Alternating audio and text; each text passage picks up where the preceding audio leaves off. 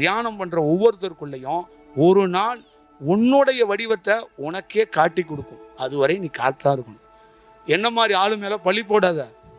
இப்போ நான் நீ அரையும் குறையுமா ஒரு வேலை செஞ்சுட்டு வந்திருக்கிற, நான் உன்னை பெருமைப்படுத்துறதுங்கிறதுக்காக உனக்கு எந்த வார்த்தையும் என்னால் சொல்ல முடியாது. ரொம்ப பகிரங்கமாக சொல்கிறேன். நீ ஞானம் தியானத்தில் அடைந்தால் உமக்கு தான் முதல்ல காட்டி கொடுக்கும். நீ தான் முதல்ல குரு அப்படிங்கிறத யார் உணர்வா அப்படின்னா தானே முதல்ல உணர்றதான் குரு. இந்த உலகம் நம்பாது, உன்னை ஊர் நம்பாது. முதல்ல குரு அப்படின்னா முதல்ல உனக்கே தெரிஞ்சிடும், நான் குரு தான், நான் தன்னை உணர்ந்திருக்கேன் தான், எனக்குள்ள ஒரு வடிவம் கிடைச்சிருக்கு தான் அப்படிங்கிறத உனக்கு தெரியும்.